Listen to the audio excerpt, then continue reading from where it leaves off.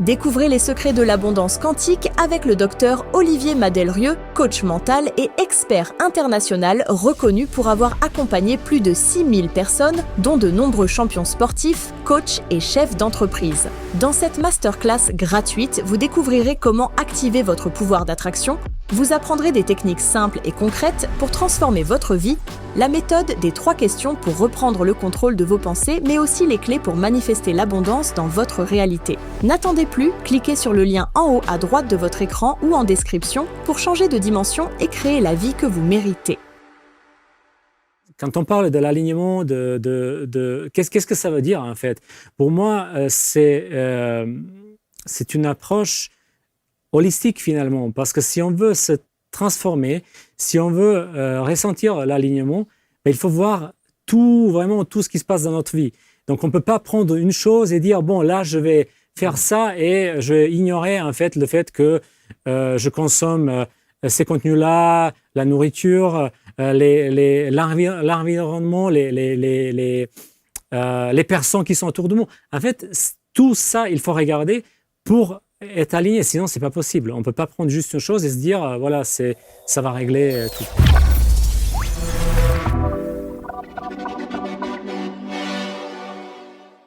Bienvenue, nouvelle rencontre avec celui qui est installé sur les canapés, qui nous propose un voyage intérieur vers la transformation, d'abord la sienne, et ensuite cette transformation qui aboutit à une expertise, et nous allons l'accueillir. Ognjen Ristanovic. J'ai bien dit? C'est exactement ça. Merci, j'ai travaillé pour. Hein. Ouais. Merci Ognjen, merci d'être là. Vous êtes d'origine serbe. Exactement. Vous êtes installé à Paris depuis très longtemps, et vous êtes un homme de feu. Un homme de feu, on peut le dire, oui, c'est ça. C'est la signification de mon prénom, c'est ça. Ognjen, ça veut dire le feu en serbe? En serbe, ça veut dire le feu. À peu près, c'est ça. Et j'ai cherché un peu récemment et j'ai trouvé que l'équivalent en français, c'est Ignace. Donc, c'est un peu ça. Ouais. Bon, et ça, vous le devez à votre maman? C'est ça. En fait, c'est une histoire intéressante parce que c'est vrai que c'est elle qui a trouvé ce prénom.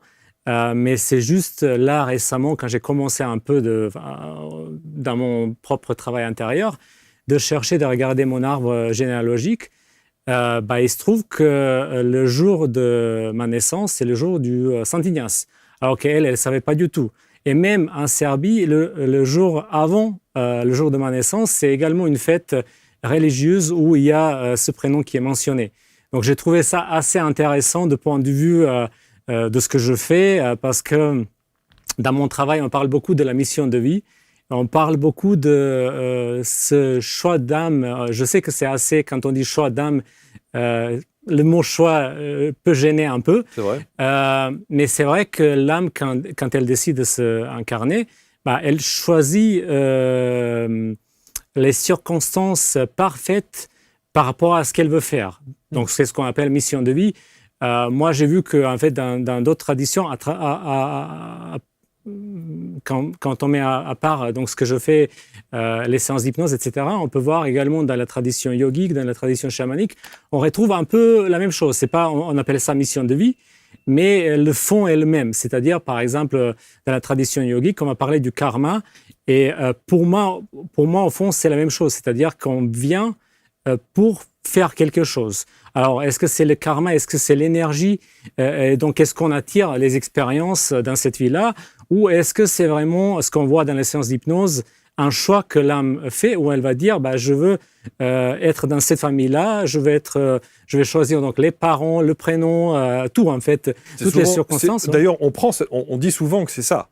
Ouais. La plupart des gens disent que c'est ça. C'est-à-dire que l'âme choisit le prénom, l'incarnation avec évidemment tout ce chemin de vie et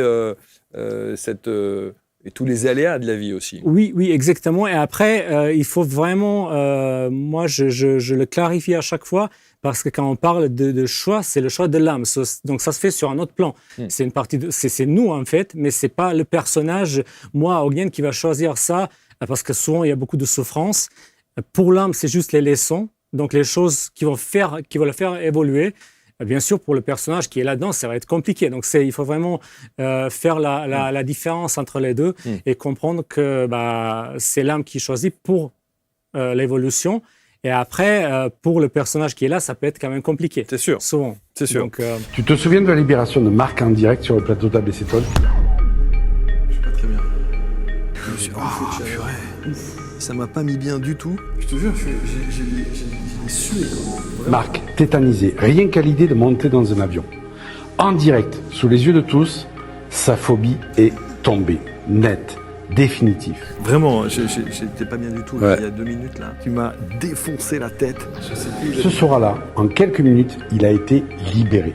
Et cela a littéralement marqué les esprits. Et si c'était ton tour? Tu arrives avec tes peurs, celles qui te bloquent, celles qui t'étouffent, celles qui te freinent, qui te font tourner en rond. Et tu repars sans elle. Total Reset, c'est pas une conférence ni un atelier. C'est vraiment une expérience de déprogrammation profonde. Une libération grâce à la fulgurance de la méthode Deeply, dont nous sommes les créateurs. Une réinitialisation inédite qui agit sur les causes inconscientes et sur les symptômes. Tes peurs, tes traumas, tes limites. Un saut quantique intérieur orchestré par la team Deeply, là où tout se réinitialise. Les peurs qui te paralysent, les blocages qui t'empêchent d'avancer, les doutes qui t'éloignent de ta vie rêvée. Une libération de tes prisons invisibles. Et c'est ça, Total Reset. Tu entres avec tes peurs, tu ressors libre, léger, reconnecté à ta puissance. Viens vivre le reset que ton âme attend depuis trop longtemps. Les places partent vite. Inscris-toi maintenant, parce qu'après Total Reset, tu ne te reconnaîtras plus.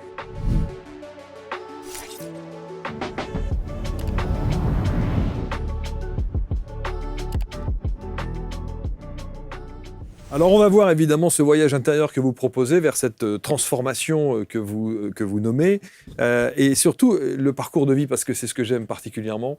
Et ce parcours de vie chez vous, il est étonnant parce que vous démarrez dans une première partie de vie d'une manière assez cartésienne pour le coup. Vous êtes dans un univers presque scientifique, technologique. oui, très, très cartésienne. En fait, moi, le changement, la transformation, elle était vraiment profonde. C'est-à-dire que les gens, les amis qui me connaissent, ils m'ont dit que c'est comme si c'était une autre personne. Une autre personne, bah oui. Moi, je trouve ça très, très beau aujourd'hui. Mais quand je pense à moi d'avant, je me dis, mais c'est quand même incroyable comment on peut se transformer de cette manière-là. Et justement, c'est ça ce que j'ai envie de transmettre à travers donc justement les voyages intérieurs, l'hypnose, etc.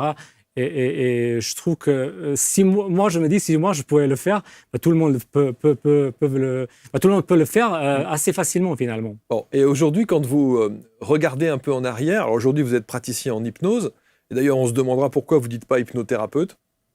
Bon. Mais ce qui est intéressant, c'est de savoir aussi, quand vous jetez un petit coup d'œil sur votre première partie de vie, est-ce que parfois, dans cette première partie de vie, vous avez des regrets de choses que vous auriez aimé faire ou des choses qui vous manquent à l'époque où vous étiez dans cet univers de la technologie? Non, pas du tout. En fait, je pense que chacun a son parcours. Et moi, je pense que justement, j'avais besoin de faire ce parcours-là pour arriver là où je suis aujourd'hui. Et justement, quand j'ai parlé de la mission de vie, c'est comme un puzzle, c'est-à-dire qu'on découvre, comme Rumi disait, dès qu'on avance sur le chemin apparaît. Donc moi, je pense que j'avais besoin de faire ce parcours-là pour pouvoir aujourd'hui être ce que je suis et ce que je propose, etc. Oui, non, je regrette absolument rien. Rien du tout. Ouais. Alors, il y a des grands noms, évidemment, qui ont parcouru votre formation, enfin, ce que vous êtes aujourd'hui. On parle de Dolores Cannon, vous y reviendrez tout à l'heure. On parle d'Ernesto Ortiz aussi, qui est quand même un des personnages incontournables dans la tradition maya. Mais il y a une date, une année en tout cas, qui est importante, et un voyage, et les conséquences de ce voyage. On est en 2016. On est en 2016. Vous partez au Pérou? Oui, j'avais 33 ans et je pars... Oui, c'est le Pérou qui s'impose quelque part parce que moi, en fait, j'avais absolument pas prévu d'aller au Pérou. C'est un ami qui me propose le voyage. Peut-être un mois ou deux avant, moi, j'avais besoin généralement de préparer un peu le voyage. Mais là, ce qui est déjà étonnant, c'est que je sens quelque chose que j'ai jamais senti dans ma vie, quelque chose qui me dit à l'intérieur, non, tu vas y aller. Un appel. Ouais, un appel. Et pour moi, qui était donc à ce moment-là très cartésien, moi, je me dis, c'est intéressant quand même. Mais je suis. Donc, je ne me pose pas de questions, je prépare tout, j'accepte tout ce qui était déjà prévu. Et donc, je pars. Et donc, c'est vrai que ça, c'était un voyage qui m'a complètement transformé. Mais pardon, c'est un voyage initiatique, spirituel ou juste un voyage touristique? Non, là, pour le coup, c'était un voyage touristique. Alors, c'est ce que moi, j'ai pensé à l'époque. Bien sûr. C'est vraiment beaucoup, enfin, plus tard que j'ai compris en fait ce que c'était ce voyage et que c'était vraiment, réellement un voyage initiatique. Ouais. Et donc, le voyage se passe très bien, c'est super intéressant, mais ce qui se passe après, c'est ce qui est intéressant. La maladie. C'est la maladie, justement, qui apparaît peut-être 6 mois, 7 mois après. Et donc, au début, je ne fais pas de lien, parce que, voilà, ça apparaît après. Et la maladie qui est assez contraignante, parce que je ne peux pas trop bouger, moi qui avais vraiment l'habitude de bouger, d'être toujours dans l'action et jamais dans l'être, mais vraiment dans l'action. Moi, je peux pas faire grand-chose, c'est-à-dire que je peux marcher un petit peu et c'est tout. Et on sait ce que vous avez? On ne sait absolument pas. Donc, je fais un tour de tous les médecins. Ils me disent, tout va bien, on a tous les résultats, tout va bien. Mais moi, je dis, ça ne va pas bien du tout. Et on me dit, je sais, le médecin me dit, je sais que vous n'êtes pas déprimé, mais je peux quand même vous donner les antidépresseurs. Moi, je dis, non, ça ne fait aucun sens, je ne vais pas faire ça. Et je continue à chercher un peu les moyens un peu alternatifs. Je trouve une naturopathe. Après, elle me dit, peut-être c'est peut-être la maladie de Lyme, parce que c'est vrai que j'avais des piqûres un peu étranges des insectes au Pérou, mais rien à part ça. Et vous ne faites pas le lien avec le Pérou? Non, jusqu'à là, non. Et okay. Là, je commence un peu à me dire, mais peut-être. Et donc, c'est moi qui trouve en fait un médecin qui est spécialiste en maladie de Lyme. Et j'y vais, mais je lui dis pas en fait que je pense que c'est ça. Et lui, il me dit rien, voilà. Et à la fin, je lui dis, il y avait des piqûres d'insectes. Il me dit, ah ok, on va voir. Et c'est là où on commence un traitement où vraiment il n'y avait pas un avant et un après. Ça a fait quelque chose, mais même lui, il me dit, alors, on a fait les tests sont un peu pour la maladie de Lyme. Au moins, à l'époque, c'était pas très clair. Voilà, il me dit, je pense que c'est ça, mais vos symptômes sont très, très, très atypiques. Et je fais le traitement, et là, je commence à aller mieux petit à petit. Mais c'est un process qui dure peut-être à peu près 2 ans. Oh. Et ce qui est important, c'est ce qui se passe en parallèle. Et c'est ce que je me rends compte de ça après. C'est-à-dire que là, comme j'étais obligé d'être assis tout le temps, je commence à faire quelque chose que j'ai jamais fait avant. Je commence à lire, à méditer, à faire le travail intérieur. Oui. Je commence à lire, le premier bouquin, c'était La prophétie des Andes. Après, je lis Eckhart Tolle. Et je me dis, mais tiens, c'est intéressant. Ça commence à m'intéresser petit à petit et je découvre les choses sur moi-même. Alors que tout ça, ce sont des univers qui étaient complètement étrangers. Oui, complètement. 5 ans avant, j'aurais dit, non, pourquoi je vais passer mon temps sur ça? Et là, ça ouvre quelque chose. C'est vrai, c'est une petite ouverture, mais ça me permet d'aller voir un peu ce qui se passe et ça m'intéresse de plus en plus. Et donc, en même temps, avec le traitement et avec tout ça, avec cette recherche médicale, on va dire, je fais ce travail-là. Et comme ça, petit à petit, je guéris. Mais voilà, c'était très progressif. Il n'y avait pas une chose que j'ai fait où, voilà, après, tout était réglé. Et donc ça, c'était vraiment le début de ma transformation. Et je pense que là, ça m'a lancé quelque part sur un voyage intérieur, voilà, quelque part. Après, j'ai continué et tout ce qui s'est passé après avec l'hypnose, c'était ce voyage qui a déclenché ça. Alors, comment l'hypnose entre dans votre vie alors? Alors, l'hypnose, c'était en 2020. Il y a le Covid qui commence. Et moi, alors que j'ai commencé alors ce travail intérieur, je me pose une question simple. Je me dis, tiens, mais qu'est-ce que je fais? Alors, cette question que mes consultants me posent quasiment à chaque fois, pourquoi je suis là, en fait? C'est quoi ma mission? Enfin, si on appelle ça mission de vie, c'est quoi ma mission de vie?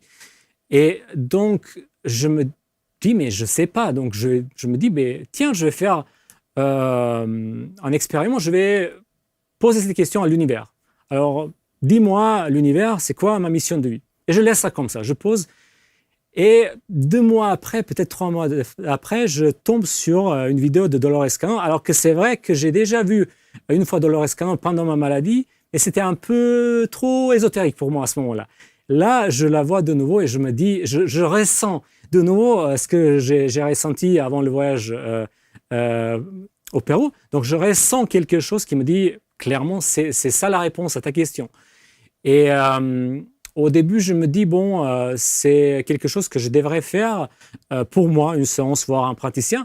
Mais tout de suite, rapidement, je me rends compte, c'est pas ça. Si c'est ma mission de vie, c'est plus que ça. Et je commence la formation. Et c'est là où ça commence. Et je me rends compte qu'en fait, je suis hyper intéressé par tout ça.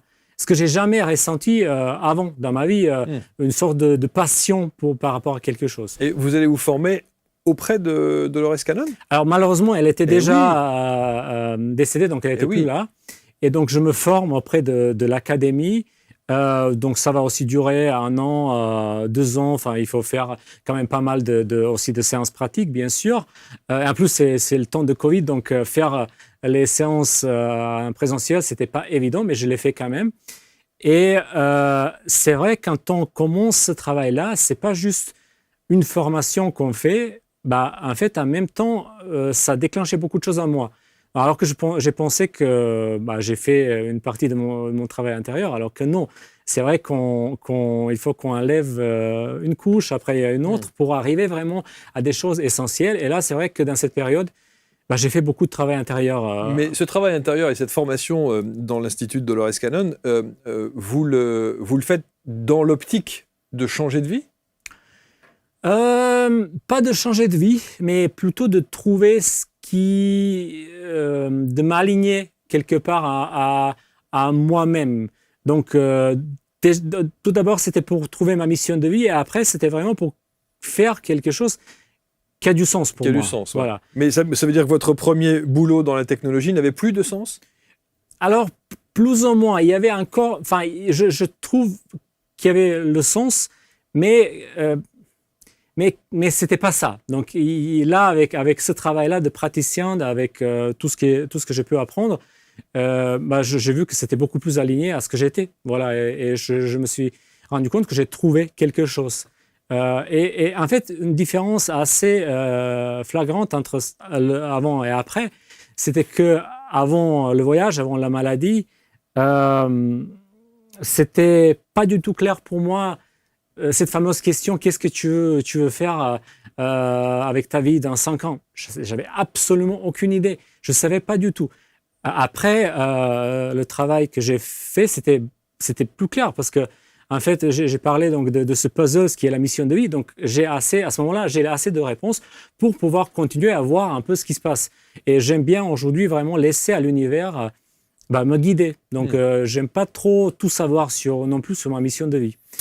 Donc l'hypnose entre dans votre vie, mais de là à se dire je vais être praticien en hypnose, il y a encore un monde quand même. Oui, là en fait ça nécessite bien sûr de se former, ça nécessite d'apprendre les choses, ça nécessite de faire ce que j'ai jamais fait, en fait travailler avec les personnes, tout ça c'est nouveau. Et en même temps, ça déclenche les choses en moi-même, c'est-à-dire que ça nécessite encore une transformation, parce que c'est pas simple. D'un côté de faire ce travail, il faut apprendre à le faire, et d'autre côté de se montrer d'une autre manière, c'est-à-dire bien sûr de développer son activité aussi en ligne, de se présenter. Oui. Donc tout ça, ça nécessite de sortir de cette fameuse zone de confort, et c'est un process. Moi, au début, je pensais absolument pas pouvoir mettre une vidéo de moi-même en ligne. Et aujourd'hui, voilà, je suis là. Donc, c'est quand même une différence. C'est un joli cheminement. Ouais. Donc, effectivement, il y a cette pratique de l'hypnose. Et il y a aussi ce qu'on appelle les mémoires akashiques. Ça aussi, c'est quelque chose dans lequel vous allez entrer, dans ces archives akashiques. Et notamment, je l'ai évoqué tout à l'heure, Ernesto Ortiz, qui est une des sommités et dans cette dimension spirituelle, selon la tradition maya. Donc, vous allez suivre son cursus ? Absolument, ça c'est beaucoup plus récent. J'ai trouvé que ça complémente très bien qu'en fait l'hypnose et tout ce travail-là, même le travail chamanique, tout ça, pour moi c'est très similaire. Donc on va travailler sur les états modifiés de conscience et on va aller chercher de l'information pour nous-mêmes ou pour quelqu'un d'autre. Et donc oui, c'était aussi très très bien, enfin c'est une très belle expérience de pouvoir apprendre ça d'Ernesto. Et même, j'avais la chance d'aller avec lui cette année au Pérou parce que j'avais cette envie d'y aller de nouveau. pour faire un voyage vraiment initiatique spirituelle pour voir qu'est-ce qui se passe à ce moment-là. Et après, j'ai découvert plein de choses parce que j'ai découvert, entre autres, que j'avais des vies passées au Pérou et que c'était le voyage que j'ai fait il y a 10 ans, que c'était pour activer les énergies de ces vies passées, pour me permettre de faire ce que je fais aujourd'hui. Et sur ce deuxième voyage, il n'y a pas eu une maladie au retour? Non, non, Ça a non, été non, fini. non. C'était fini. Non, non, Bon, non. c'était fini. En tout cas, on dit. D'ailleurs, juste une parenthèse. Vous dites praticien en hypnose. Ça, aujourd'hui, c'est le titre que vous revendiquez. Pourquoi pas hypnothérapeute? Alors, j'ai toujours un petit doute. Pour moi, il n'y a pas de différence, Ok. mais je pense que souvent, on associe thérapeute à médecin. Mm. Et quand je ne suis pas médecin, donc je préfère mettre praticien, mais c'est que ça, voilà. Alors, il y a un truc, quand vous êtes rentré dans le studio, moi, que j'ai remarqué, évidemment, tout de suite, c'est le bracelet que vous avez Ouais. au poignet. Tous ceux qui ont des bracelets comme ça, moi, la réflexion que j'ai, je dis, ah, il y a une dimension chamanique dans sa vie. Ouais. Parce que c'est un bracelet en rapport avec ces dimensions chamaniques. Oui, c'est un bracelet que j'aime bien. C'est un bracelet des peuples fait par les peuples premiers Ichol de Mexique que j'ai. Rencontré? Non, je l'ai Non. pas encore. Non. Mais ça, c'est un cours. Je vais faire un stage là ce mois-ci pour travailler un peu sur cette tradition-là. Et pour moi, en fait, le travail intérieur de formation, pour moi, tout ça, c'est la même chose que je fais en continu parce que ça me passionne vraiment. Mais oui, ce bracelet, il m'a appelé. C'était justement un stage chamanique que j'ai fait ici en France. Et voilà, je pense qu'il y a quelque chose là. Et donc là, concrètement, ça va être un stage sur la tradition de ce peuple-là concrètement. Et quand j'ai vu en fait ce stage-là, je me suis dit ah tiens, il y a peut-être quelque chose. Voilà. Alors, ce que vous avez fait, notamment sur les archives akashiques avec Ernesto Ortiz, vous dites, je suis allé visiter un peu mes vies antérieures. Qu'est-ce que ça disait de vous? Les vies intérieures, la première expérience que j'avais, c'était quand j'ai fait ma propre séance d'hypnose. Et donc là, déjà, j'avais une vie quelque part en Amérique du Sud, en Amazonie. Et je me suis dit, c'est intéressant par rapport à ce que j'ai vécu au Pérou. Par contre, cette année, j'avais vraiment une expérience, quand j'étais là, au lac Titicaca, de recevoir les messages en direct. Donc, quand j'étais sur un lieu précis, donc de me connecter à une vie intérieure. Et il y avait également des activations énergétiques que j'ai ressenties, ce qui en fait pour moi ça fait du sens parce que également les informations que j'avais déjà à travers l'hypnose, à travers les archives akashiques par rapport à mes vies passées, une des vies passées qui est importante pour cette fille-là parce que en fait quand on travaille en hypnose, on va notre moi supérieur va nous présenter seulement les vies passées qui ont un rapport avec la vie qu'on vit actuellement. Aujourd'hui, ouais. On ne va jamais faire ça pour s'amuser. Donc, il y a quelque chose d'important pour cette fille-là. Et concrètement, dans mon cas, alors j'avais une vie, ce que j'ai trouvé en hypnose, en Atlantide. Alors, cette vie-là, il y a beaucoup dans le travail de Dolores Cannon, ça ressort beaucoup le sujet de l'Atlantide et ces vies-là et l'impact par rapport à le moment où la Terre se trouve, l'état de la Terre aujourd'hui, parce que ce qu'on retrouve dans ces séances d'hypnose, c'est que l'Atlantide, ils avaient une technologie incroyable, Très mais au avancée, moment ouais. donné, ils ont commencé à faire un peu du n'importe quoi et ça a mené à une destruction totale. Alors, dans ma vie que j'ai vécue en Atlantide, je fais partie de ceux qui sont partis avant la destruction. Et il se trouve que dans ce qu'on peut retrouver, le lac Titicaca est un endroit où ces personnes-là sont allées. Alors ça, au-delà de l'histoire, on peut y croire ou pas, mais pour moi, c'était super intéressant de vivre ça en réel et de vraiment ressentir, parce que pour quelqu'un qui était cartésien, c'est de faire confiance à ses ressentis. C'est pas aussi simple. Mais à l'époque de l'Atlantide, dans cette vie que vous aviez précédemment à celle-ci, vous étiez quoi alors dans cet univers de l'Atlantide? Alors j'étais une sorte de guérisseur, donc j'ai travaillé avec ces énergies-là, avec les cristaux, etc. Mais donc il se trouve que j'ai ressenti que quelque chose de mal allait se passer, et donc je suis parti. Voilà. Alors là aussi, je suis toujours fasciné par ce monde. Il y a évidemment, on est entre la légende et l'histoire dans l'Atlantide. Et quand on a la chance de pouvoir revivre comme ça des vies passées, comment se fait-il qu'on n'arrive pas à identifier l'endroit où était véritablement l'Atlantide ? Alors, c'est une bonne question. Moi, personnellement, pour ma séance que j'ai faite, j'ai jamais pensé à poser cette question, de creuser un peu là-dedans. Dans les bouquins de Dolores Cannon, je pense qu'on peut retrouver les indices, mais c'est pas aussi précis que ça. Donc, on peut trouver plus ou moins où ça se trouvait. On peut trouver ce que je viens de dire, où les gens qui sont partis, mais il se trouve qu'après, ils sont partis vers plusieurs endroits.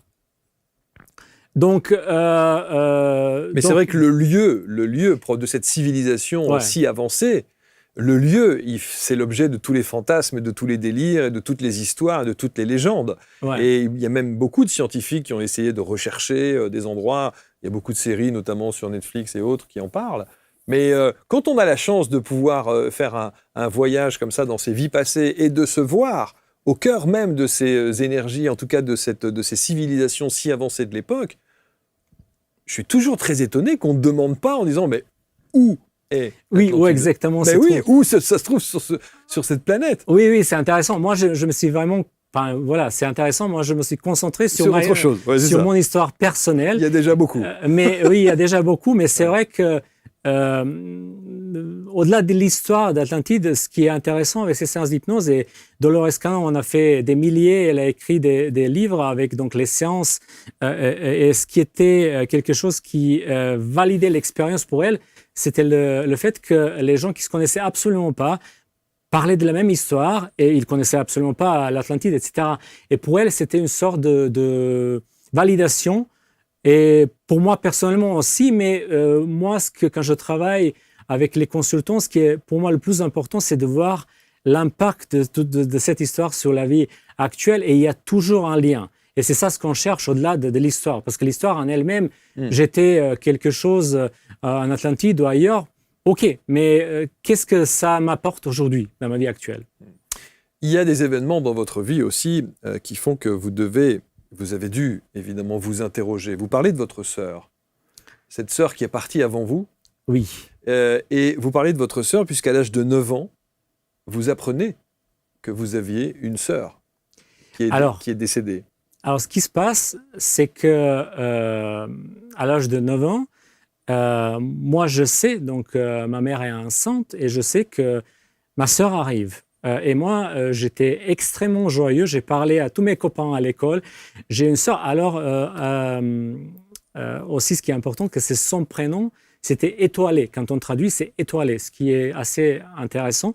Et donc, moi, je parle à tout le monde. Et bon, un jour, mes parents me disent, voilà, elle est décédée parce qu'elle était en vie pendant 9 jours. Donc, ouais, c'est ça. Voilà.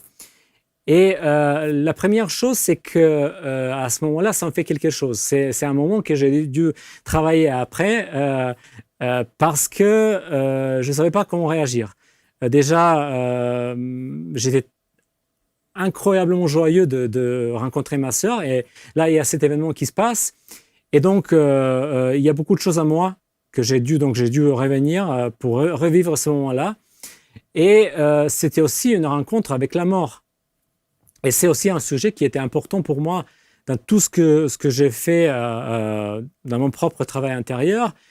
Après, avec mes pratiques spirituelles, que ce soit dans la tradition yogique, chamanique, et la mort, un sujet qu'on essaie d'éviter, j'ai l'impression, dans l'Occident. On n'aime pas trop parler de la mort, alors que c'est finalement un passage. Moi, dans tout ce que j'ai fait, les séances d'hypnose, ces traditions-là, on dit que la mort, c'est un passage et que c'est très important de se préparer pour la mort. C'est-à-dire que le moment de la mort, comment on va mourir, c'est super important pour ce qui va se passer après, dans l'au-delà et même dans la vie qui va suivre. Et donc, se préparer pour la mort, pour pouvoir mourir d'une manière consciente, c'est un travail justement qu'on fait pendant toute la vie, un travail intérieur, justement pour pouvoir être conscient à ce moment-là. Et donc, par rapport à ma sœur, c'était pour moi le premier contact quelque part avec la mort. Donc, j'ai dû travailler ça après.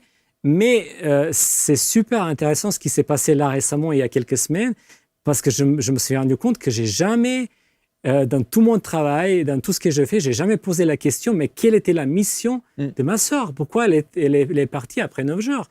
Alors qu'on sait que dans le travail de Dolores Cannon, de l'hypnose, quand il y a une fausse couche, ça peut être souvent dû à des problèmes physiques, en fait.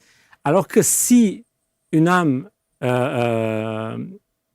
en vie pendant quelques jours, quelques mois, et après, elle décide de partir, ça veut dire qu'il y a quelque chose, donc qu'elle a changé d'avis. Donc, moi, je me dis à ce moment-là, en préparation également de cette émission, je n'avais pas vraiment peut-être envie de parler de ça, mais il y avait quelque chose qui m'a dit, tiens, oui, c'est important.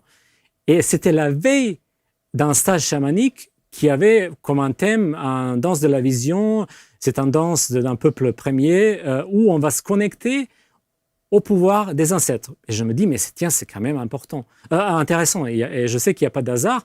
Et là, pendant le stage, mon père, qui est parti il y a 10 ans, et ma sœur, ils apparaissent ensemble. Et moi, je savais déjà, j'ai senti la présence de mon père quelque part. Je savais qu'il était mon guide également. Mais c'est la première fois que ma sœur apparaît et qu'elle répond à mes questions. Exact. Et elle me dit, bah tiens, oui, c'est vrai, je suis parti parce que je me suis rendu compte, parce qu'il y avait des problèmes physiques également.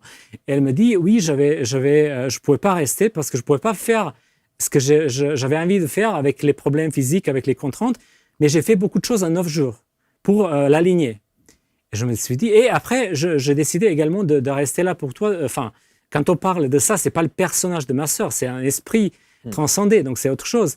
Et je me suis dit, mais c'est quand même intéressant que j'ai jamais posé cette question-là avant et que là, à ce moment-là, ça apparaît. Et ça, c'est extraordinaire. Et quand j'ai vu sur la fiche de production, vous dites effectivement qu'il y a cette symbolique qui consisterait à dire que l'âme de votre sœur aurait décidé de partir parce qu'elle estimait que toutes les conditions n'étaient pas suffisamment réunies pour qu'elle vive ce qu'elle devait vivre sur ce plan terrestre. Exactement. Et donc là, je reviens à son prénom, Étoilé. Pour moi, ça a une charge spirituelle. C'est et sûr. après, je regarde un peu en numérologie et également les chiffres correspondent à quelqu'un qui a une mission spirituelle, mais incroyable, quand même beaucoup de choses à faire. Et donc, pour moi, ça fait complètement sens de comprendre qu'elle voulait pas rester alors qu'elle pouvait pas faire les choses parce qu'il y avait un vrai problème physique également. Dans ce stage chamanique que vous avez donc suivi et où vous voyez l'énergie de votre père, l'énergie de votre sœur, et quand elle dit voilà, j'ai fait cet aller-retour, mais j'ai fait beaucoup de choses. Elle fait quoi? Elle a fait quoi pendant ces 9 jours? Alors elle, ce qu'elle m'a dit, c'est qu'elle a pris ce temps-là pour nettoyer l'énergie de la lignée, parce que c'est vrai que dans la lignée, il y a beaucoup d'enfants morts. Et elle m'a dit qu'elle a fait un travail pour ça, parce qu'elle a estimé que ça va être beaucoup plus efficace, beaucoup plus utile que de rester, de ne pas pouvoir faire grand-chose. Et elle m'a dit qu'elle a fait un travail énergétique pour nettoyer la lignée, pour que ça soit plus léger pour tout le monde, en fait, finalement. Quand on a ce genre d'informations, dans la tristesse, évidemment, et on imagine, bien sûr, perdre un enfant, quelles que soient les circonstances, quel que soit l'âge, c'est toujours extrêmement traumatique. Mais c'est aussi un réconfort que d'avoir cette information-là. Ah oui, tout à fait, parce que ça me permet de mettre les choses un peu dans le contexte et de comprendre, en fait, finalement, qu'elle a apporté beaucoup de choses donc à la lignée, à moi personnellement, parce que quand j'ai dit que j'ai révisité ce moment-là où j'apprends qu'elle est plus là, mais j'ai appris beaucoup de choses à cause de ça. Donc vous savez, c'est quand même lourd, mais il y a des enfants, des âmes plutôt, des âmes, ça c'est important de dire, qui vont venir juste pour permettre aux autres d'évoluer. Et ça, c'est très très dur quand on est là, quand on est vraiment, quand il s'agit de quelqu'un qui est proche. Et c'est pour ça que je parle toujours que c'est au niveau de l'âme et que c'est différent. J'ai une pensée évidemment pour Ghislaine Duboc, qui est une chamane extraordinaire, qui a perdu son fils, je crois qu'il avait une 20aine d'années. Et juste avant de partir, il lui dit « Je pars pour te permettre l'éveil. Hmm. Ce qui est Ouais. extrêmement difficile quand on est évidemment dans une situation comme ça et qu'on voit sa chair partir comme ça, quitter ce monde. Et pourtant, c'était vrai. Ouais. Parce qu'elle a totalement changé de vie et évidemment, aujourd'hui, elle est cette chamane extraordinaire. Oui, Alors qu'elle était dans l'univers très cartésien, très matériel, businesswoman, des entreprises, etc., etc. Donc Et elle a changé. Donc, après, on peut avoir que la gratitude infinie C'est sûr, envers c'est cette sûr. âme qui a accepté de faire ça. Aujourd'hui, alors, quand vous avez ces perceptions, il y a de la médiumnité. Oui, oui, exactement. C'est vrai que, vous savez, quand j'ai fait ma propre séance d'hypnose, moi, je voulais le faire pour avoir des réponses, comme la plupart du monde. Enfin, on a des questions, on veut avoir des réponses, comprendre ce qui se passe dans notre vie. Mais je me suis rendu compte que ce qui est beaucoup plus intéressant pour moi après cette séance, que ça a ouvert quelque chose. C'est-à-dire que moi, à partir de ce moment-là, j'ai pu recevoir les informations moi-même. Je n'avais plus besoin de passer par quelqu'un. Et donc, ça a ouvert un canal, une connexion qui est en fait toujours là, mais il faut la travailler. Moi, j'appelle ça un muscle spirituel parce que vraiment, il faut travailler. Plus qu'on va faire les choses comme ça, plus ça va être simple. Au début, c'est un peu... ça rame un peu et on se pose des questions, bien sûr, au début. Est-ce que c'est le mental? Est-ce que c'est moi? Mais plus qu'on va faire ce travail-là, ça devient vraiment clair. Après que, ben non, ça c'est... Et on fait confiance. C'est pour ça que quand vous dites praticien en hypnose, et c'est vrai qu'en France, on aime particulièrement mettre des étiquettes, hein, il y a beaucoup de gens, voilà, mais ça va bien au-delà que la simple pratique de l'hypnose, votre accompagnement en l'occurrence. Oui, oui, tout à fait. En fait, mon accompagnement, c'est tous les outils, tout ce que j'ai appris avec mon expérience vécue. Donc, tout ça ensemble pour permettre aux autres, justement, de vivre la même chose. La transformation, l'alignement, et les outils sont super puissants. Mais moi, j'y mets aussi ma propre Bien sûr. expérience et ma propre histoire. Voilà. Qui sont les gens qui viennent vous voir? Qui sont vos consultants? Alors, moi, je suis très reconnaissant que je peux dire que c'est vraiment... il y a une diversité énorme. Donc, des hommes, des femmes, je ne peux pas dire, voilà, il y a un type de personne qui vient me voir. Mais pour quelle raison ils viennent vous voir? La raison, c'est généralement, souvent, c'est des questions qui concernent la mission de vie, les blocages dans la vie personnelle, professionnelle. Mais après, on peut poser n'importe quelle question. Des fois, c'est que des questions spirituelles. Des fois, c'est des questions liées à la santé également, à des problèmes physiques. Donc, il n'y a vraiment pas de limite et chaque séance est différente. Chaque séance est une découverte pour moi également parce que j'apprends dans ce process-là. Moi, je suis là aussi pour apprendre de leur histoire et c'est incroyable d'écouter juste ces histoires-là et après de voir ce qui se passe en séance. Parce que le process qui est guidé, où moi j'aide, je suis là pour aider, pour soutenir la personne, pour créer un espace de sécurité. Mais le process est guidé par le moi supérieur, qui est une partie de nous-mêmes qui est connectée à tout ce qui existe. Et donc, c'est très, très beau de voir ce qui se passe. Moi, je reçois souvent des personnes qui sont très, très fermées avant qu'on commence. Il n'y a pas de sourire, il n'y a rien. Et la transformation en énergie qui se passe, quand je vois à la fin c'est une autre personne. Et ça, je trouve incroyable et c'est hyper beau. Et l'outil principal que vous utilisez, c'est l'hypnose. C'est l'hypnose, des différents types d'hypnose. Là, j'ai parlé, ce que je viens d'évoquer, c'est l'hypnose donc, de Dolores Cannon et QHHT, où donc, on va passer 4-5 heures pour faire ce travail-là. Donc, c'est le Quantum Healing Hypnosis Technique. C'est ça. Si on traduit, c'est le QHHT. QHHT, oui. Ouais, c'est ça. Alors, je suis obligé, évidemment, en tout cas, je ressens le besoin de vous poser cette question. Je disais que vous étiez d'origine serbe, et il y a cette petite pointe d'accent qui reste charmante, mais est-ce que ça peut aussi être un problème quand vous faites un accompagnement pendant une séance d'hypnose? Alors, quand j'ai commencé de faire l'accompagnement, j'avais la croyance que ça allait être un problème. À partir du moment où moi j'ai décidé, j'ai compris que j'avais cette croyance, il n'y avait plus aucun problème. Donc non, aujourd'hui, il n'y a aucun problème. Et en plus, ça permet d'avoir un échange. parce que les gens sont intéressés par l'histoire. Vous parlez de l'accent, ça, c'est toujours quelque chose qui C'est sûr. est une ouverture pour échanger un peu. Et non, ça, c'est plus aujourd'hui une sorte d'avantage, j'ai même envie de dire. Bon, c'est vrai qu'en France, on aime bien, il y a des petites pointes d'accent comme ça, il y a toujours un charme un peu particulier quand on a... Mais c'est vrai que quand on est au cœur d'une séance d'hypnose, pour faire en sorte que ce mental lâche un peu et qu'on soit au cœur de la séance, on pourrait se dire qu'avec l'accent, parfois, ça peut être... je prends par exemple les Québécois, quand il y a une séance d'hypnose en québécois, Oui. parfois, c'est un peu compliqué.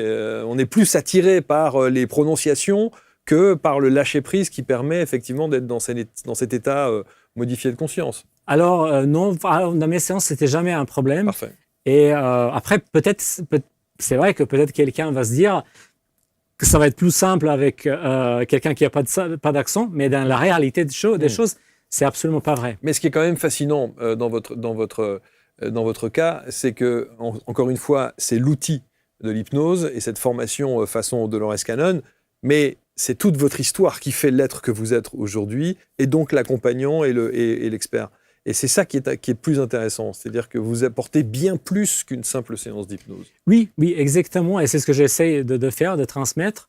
Et c'est pour ça que souvent, à la fin de la séance d'hypnose, c'est pas juste OK, merci, au revoir, mais on a vraiment un échange avec les consultants où eux, ils ont envie de comprendre mon histoire, de savoir encore plus. Et donc, je trouve ça, c'est magnifique. Racontez-moi une histoire qui vous a profondément marqué d'un accompagnement que vous avez pu faire et de cette transformation dont vous parlez, ce fameux avant-après, de quelqu'un qui vient peut-être avec une problématique ou qui ne sait même pas pourquoi elle vient. Cette personne vient parce qu'elle a besoin, sans savoir exactement où, pourquoi et comment, et où vous découvrez des choses incroyables et une transformation derrière. Oui, alors ce qui est magique avec cet accompagnement, ces techniques, c'est qu'on ne sait jamais ce qui va se passer. Moi, je ne sais pas, le consultant ne sait pas. Donc, si on est ouvert à se laisser aller, les choses incroyables se passent. C'est-à-dire qu'une personne, alors on parle souvent des vies passées, mais c'est pas une règle. Dans cette séance-là, le moi supérieur décide, et s'il y a quelque chose d'important dans la vie actuelle, on reste dans la vie actuelle. S'il y a quelque chose d'important ailleurs, on va aller ailleurs. Des fois, c'est des symboles. Et justement, ça me fait penser à une séance avec une dame où elle avait une problématique avec son fils. Et elle se retrouve dans un univers qui n'est pas, pour moi, une vie passée, un univers des figurines Lego. Alors, tout est un Lego. Elle est une figurine Lego. Le fils également est une figurine Lego. Tout est un peu une maison Lego. Elle m'explique, c'est ça que je vois. Si je regarde ce qu'il y a, parce que c'est dans une maison, si je regarde par la fenêtre, tout est un peu comme ça. Je dis, OK, ça c'est nouveau. Et ce qui se passe, et elle me dit également, c'est très lourd. C'est-à-dire, pour bouger, ça nécessite un effort. Voilà, c'est pas fluide. Et à un moment, elle me dit, tiens, il y a mon fils qui vient, il a envie de me dire quelque chose. Et à ce moment-là, elle a des larmes parce qu'elle ressent l'amour inconditionnel de son fils. Mais pour moi, ce qui était incroyable, ce qu'elle me dit, c'est qu'à ce moment-là, tout change. En fait, tout devient fluide. Donc, elle n'est plus dans le monde Lego. Là, c'est, on va dire, une maison normale, mais tout est fluide. Et donc, pour elle, c'était important de comprendre que ce qui est le plus important, c'est l'amour inconditionnel. Mais je trouve très beau cette manière de son moi supérieur de transmettre ce message. Et le message va être transmis à chaque fois. Le moi supérieur va choisir les manières appropriées pour cette personne. Pour quelqu'un d'autre, ça aurait été peut-être mieux de passer par, je ne sais pas, une vie intérieure. Pour elle, c'était ça. Et donc, c'est vrai que ça c'est par exemple une séance intéressante. Un autre exemple, c'est ce qui se passe de temps en temps, pas à chaque fois, c'est que les gens le consultant va voyager un peu et il va se retrouver près de la source. Donc, généralement, ça va être très, très lumineux. Ça va être comme un grand soleil. Et il va pas avoir envie de partir. Il va vouloir rester là. Et donc, c'est là à moi de faire, après un certain temps, l'effort pour lui dire, OK, on doit aller là, parce que c'est tellement puissant de retrouver la source. Et moi, je trouve ça, c'est également une expérience qui est très, très belle. Pour revenir sur l'histoire de cette dame et de cet univers Lego qui se transforme et qui devient beaucoup plus fluide à l'approche de son fils et donc de cet amour inconditionnel qu'elle a pour son fils, l'analyse qu'on en fait là, on la comprend. Mais est-ce que pendant la séance, elle comprend l'analyse qu'on en fait après ? Alors, pendant la séance, elle ressent surtout l'émotion, elle ressent l'amour à ce moment-là. Généralement, dans les séances, ce que je conseille, c'est d'essayer vraiment de ne pas du tout réfléchir. Donc, elle est dans son histoire, elle reste dans l'histoire, et elle comprend les choses, mais c'est un autre niveau. Donc, elle ne va pas analyser les choses. C'est qu'après la séance qu'on va faire l'analyse, mais pendant la séance, ce qui doit être compris, c'est quelque chose qui se passe naturellement, mais elle ne va pas aller chercher et se dire mais qu'est-ce qui se passe à ce moment-là. Donc ça on fait après, mais souvent il n'y a même pas besoin, tout est clair en fait. C'est ça. Qu'est-ce que vous aimeriez que l'on retienne de vous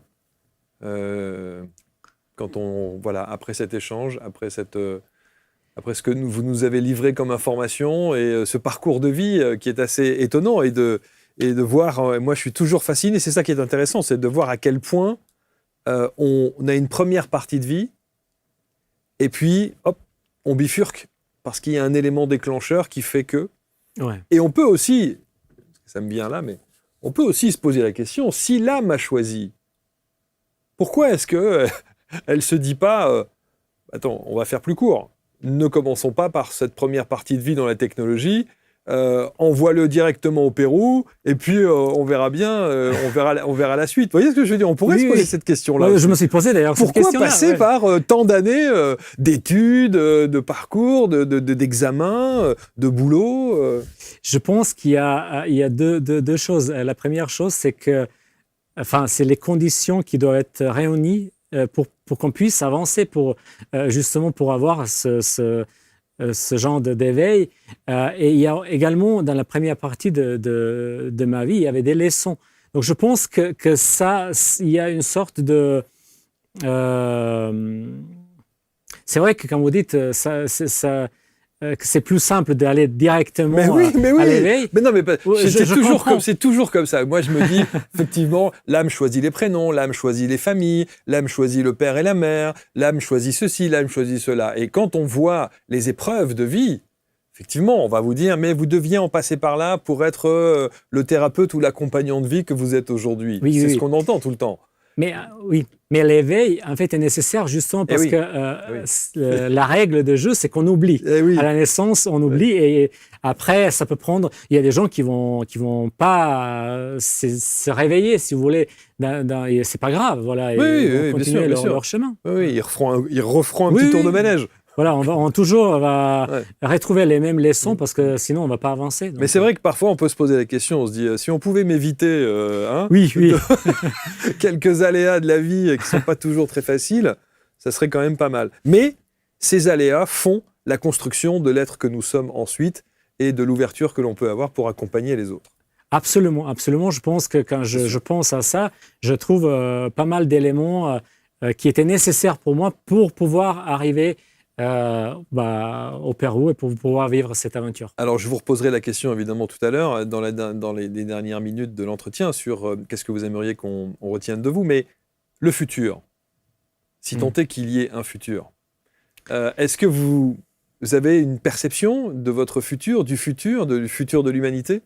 Alors, ce que j'ai appris à travers tout ce travail-là, c'est que le futur, c'est juste... il y a beaucoup de probabilités, donc il y a beaucoup de possibilités. Donc, on peut pas aujourd'hui dire... Je peux dire ce que j'aimerais faire, mais aujourd'hui, je suis plutôt dans une dynamique où je laisse l'univers me présenter les choses qui sont pour mon bien le plus élevé. Et avoir... Ce que j'ai déjà dit, c'est important pour moi d'avoir une idée sur ma mission de vie. Mais après, j'ai pas envie de tout savoir. Donc, je préfère laisser... place à l'univers pour me donner les synchronicités parce que ça, c'est la magie de la vie. Et c'est dommage de passer à côté de ça, parce que quand on vit les synchronicités pratiquement tous les jours, ben on se dit c'est quand même autre chose, c'est vraiment magique. Et je suis fasciné quand j'entends quelqu'un dire « je n'ai pas nécessairement envie de savoir ce que la vie me réserve, en tout cas de savoir le futur. Moi, bah oui. Oui. Bah oui. Moi, j'aimerais bien savoir. » Oui, oui. Vous voyez ce que je veux dire? Je vois, mais franchement, aujourd'hui, je suis... bon. Oui, oui. Moi, je suis ouvert. Oui, Voilà, complètement, complètement. Et quand je parle de ces synchronicités-là, qui sont pour moi un clin d'œil d'univers qui me dit, bah, tout va bien. Une petite anecdote, j'étais en Inde l'année dernière pour faire un voyage initiatique. Et pour faire plus court, je vais aller rester un certain temps chez une famille indienne. Et donc, le monsieur qui me rencontre, qui m'accueille, c'est quelqu'un qui est prêtre dans un temple à Vrindavan. Et déjà, je ressens son énergie qui est incroyable. Et donc, comme j'arrive, il me demande mon passeport. Et il revient 5 minutes plus tard pour faire des choses administratives. Et il me dit, tiens, c'est intéressant, nous deux, on est nés le même jour, la même année. Alors que j'ai jamais rencontré quelqu'un dans ce cas de figure avec, voilà. Et ça se passe à ce moment-là, dans cet endroit-là. Et par exemple, pour moi, c'est une synchronicité parce que Carl Jung disait que les synchronicités, c'est les coïncidences qui ont du sens. Pour moi, c'est exactement ça. Et quand vous vivez ça presque au quotidien, bah, c'est plutôt magique. Extraordinaire. Voilà. En tout cas, vous êtes à Paris. Oui. On peut vous consulter donc à Paris. Est-ce que ce sont des séances qu'on peut faire à distance? Certains oui, certains non. Par exemple, la séance QHHT, on l'a fait plutôt en présentiel. Voilà. D'accord. Donc à Paris. On va mettre autour de la vidéo tous les liens pour rentrer en contact avec Ognien.